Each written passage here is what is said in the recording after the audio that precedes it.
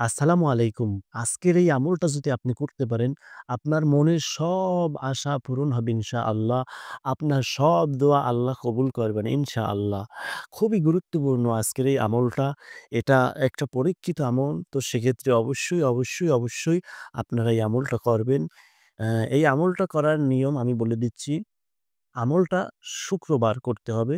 যেকোনো এক জুমার দিনের আসরের নামাজ আপনি জামাতে পড়বেন যদি পুরুষ হয়ে থাকেন। আর যদি নারী হয়ে থাকেন তাহলে বাসায় বসে পড়ে নিবেন।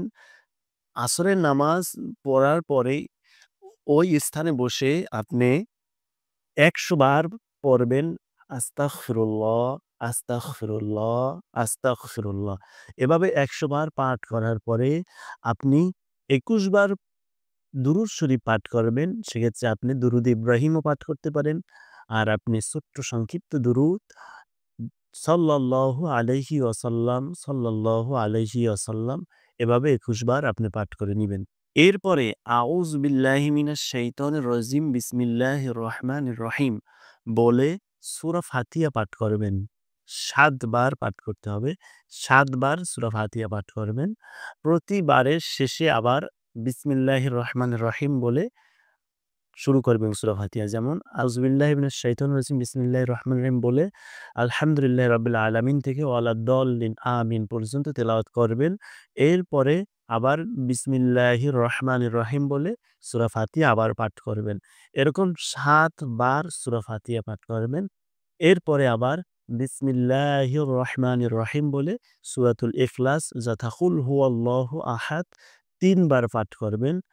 প্রতিবার শেষ হওয়ার পরে বিসমিল্লাহির রহমানির রহিম বলে আবার পাঠ করবেন। মানে কুল হুয়াল্লাহু আহাদ ওয়ালাম ইয়াকুল লাহু কুফুয়ান আহাদ পর্যন্ত আপনার তেলাওয়াত শেষ।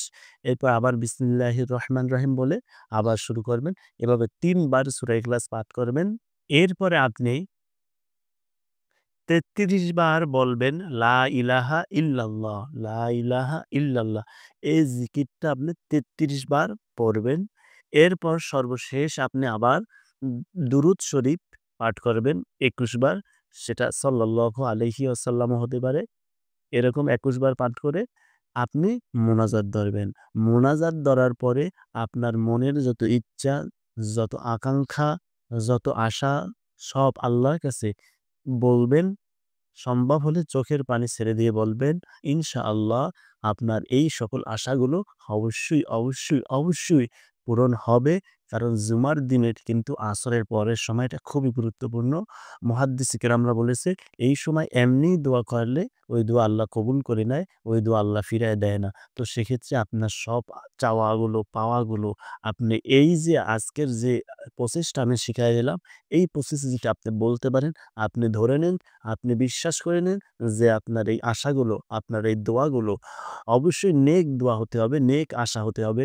অন্যের কোনো ক্ষতি করার আশা, এরকম কোনো বদ আশা, খারাপ আশা কিন্তু কবুল হবে না। ভালো যে আশাগুলো অবশ্যই আজকের এই আমলটা করলে আপনার কবুল হবে ইনশাআল্লাহ। আল্লাহ যেন আমাদের সকলের মনের নেক আশাগুলো পূরণ করে এবং আমাদের সকলকে যেন সুস্থতার নেয়ামত দান করে। আমিন। আপনারাও কমেন্টে আমিন বলে আমাদের সাথে শরিক থাকুন। কারণ কার আমিন কোন সময় কবুল হবে একমাত্র আল্লাহ ছাড়া আর কেউ জানে না।